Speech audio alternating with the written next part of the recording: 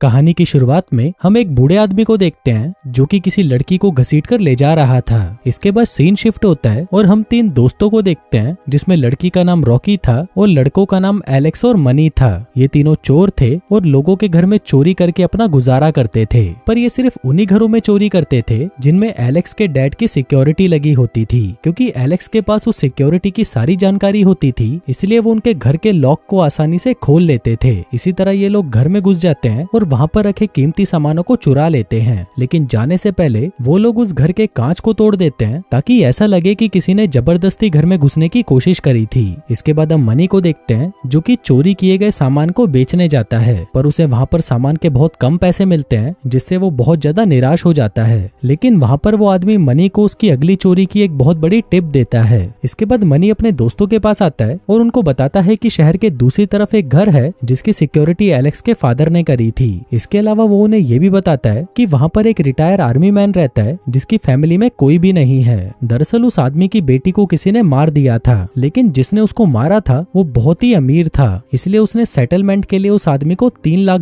दिए थे और ये पैसे उसने उस आदमी को कैश में दिए थे। अभी सुनकर वो सभी उन $3 लाख को लूटने का प्लान बनाते हैं, लेकिन एलेक्स इस चोरी को करने से मना कर देता है और कहता है कि हमने पहले ही डिसाइड किया था कि हम कैश नहीं चुराएंगे। पर अपने दोस्तों के बहुत ज्यादा फोर्स करने पर एलेक्स ये काम करने के लिए मान जाता है। इसके बाद हम रॉकी के पेरेंट्स को देखते हैं जो कि दिन रात बस नशा ही करते रहते थे। उनके नशे की आदत की वजह से रॉकी हमेशा परेशान रहती थी और वो अपनी छोटी बहन के साथ उनसे बहुत दूर कैलिफोर्निया जाकर शिफ्ट होना चाहती थी। अब फाइनली ये लोग उस बूढ़े आदमी के घर पर नजर रखना चालू कर देते हैं और इसी दौरान उनको पता चलता है कि वो बूढ़ा आदमी देख भी नहीं सकता। इस पर मनी उन्हें बताता है कि जब इस आदमी की इराक में पोस्टिंग थी तो वहाँ जंग में इसने अपनी आंखें खो दी थी। अब इनके लिए तो चोरी करना और भी आसान हो चुका था, क्योंकि किसी अंधे आदमी के घर पे चोरी करने में क्या ही मुश्किल आ सकती है। अब अगली रात ये लोग फाइनली उसके घर के अंदर घुस जाते हैं और अंदर जाते ही वो सबसे पहले उसके पाले हुए कुत्ते को बेहोश कर देते हैं। फिर जब एलेक्स उस घर के दरवाजे को खोलने की कोशिश करता है तो वो उस दरवाजे को खोल नहीं पाता, इसलिए ये लोग खिड़की तोड़ देते हैं, जिससे 30 सेकंड का काउंटडाउन शुरू हो जाता है और 30 सेकंड बाद घर का अलार्म बजना शुरू हो जाएगा। पर टाइम होने से पहले ही रॉकी उस अलार्म को बंद कर देती है। इसके बाद मनी उस बूढ़े आदमी के रूम में जाता है और वहाँ पर स्लीपिंग गैस छोड़ देता है ताकि वो आदमी सोता रहे।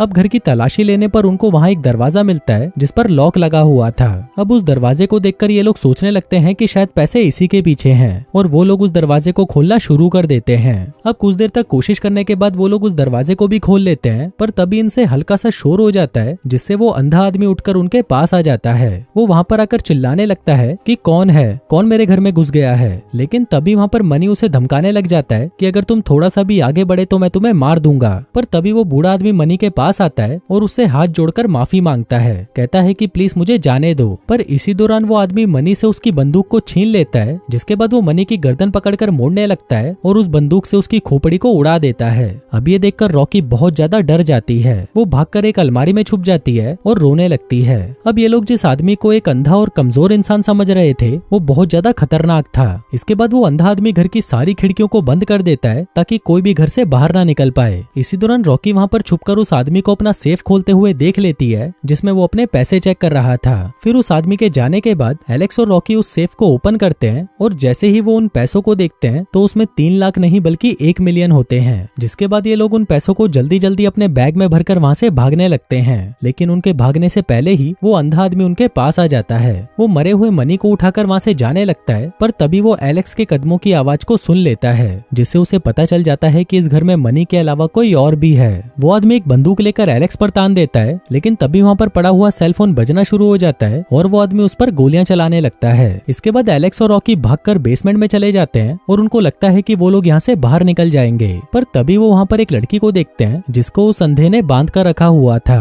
वो लड़की उन दोनों से मदद मांगती है और वो उनको एक न्यूज आर्टिकल दिखाती है, जिसको पढ़कर उनको पता चलता है कि इस लड़की का नाम सिंडी है जिसने उस अंधे आदमी की बेटी को कार से टक्कर मारी थी और तब से उस आदमी ने उसे यहीं पर बांध कर रखा हुआ है। अब इसके बाद वो दोनों सिंडी को उस रस्सियों से खोल देते हैं और उसे लेकर वहाँ से बाहर भागने लगते हैं। पर तभी वहाँ पर वो अंधा आ जाता है और उनके ऊपर गोलियां चलाना शुरू कर देता है। इसी दौरान एक गोली सीधा जाकर सिंडी को लगती है और उसकी वहीं पर मौत हो जाती है। इसके बाद वो अंधा आदमी सिंडी के पास आता है और जब वो देखता है कि सिंडी मर चुकी है तो वो वहीं पर जोर जोर से चिल्लाने लगता है। इसके बाद उस आदमी को और भी ज्यादा गुस्सा आ जाता है और फिर वो घर की सभी लाइटों को बंद कर देता है, क्योंकि इससे वो आदमी उन लोगों को और भी आसानी से पकड़ पाएगा। इसके बाद वो उन दोनों के पीछे पड़ जाता है, जिस दौरान वो एलेक्स को भी पकड़ लेता है। फिर वो उसे मारने ही वाला था, पर तभी उसे पता चलता है कि उसके बंदूक की गोलियां खत्म हो चुकी हैं। वहीं एलेक्स इसी चीज का फायदा उठाता है और वो अंधे आदमी को पीछे धक्का देकर नीचे गिरा देता है। इसके बाद वो दोनों ऊपर के फ्लोर की तरफ भागते हैं और ऊपर पहुंचते ही वो देखते हैं कि उनके सामने वही कुत्ता था जिसको उन्होंने शुरुआत में बेहोश कर दिया था। आगे वो दोनों उस कुत्ते से बचने के लिए एक रूम में जाते हैं, लेकिन तभी वो कुत्ता एलेक्स के ऊपर कूद जाता है और एलेक्स खिड़की से नीचे गिर जाता है। इसी दौरान वो बूढ़ा आदमी भी एलेक्स के पास आ जाता है, जिसके बाद पहले तो वो उसे बहुत मारता है और फिर एक कैंची से वो उसे मार डालता है। इसके बाद वो आदमी रॉकी को भी पकड़ लेता है और उसे भी सिंडी की तरह बांध देता है। इसके बाद रॉकी उसको बताता है कि सिंडी ने मुझसे मेरी बेटी को छीन लिया था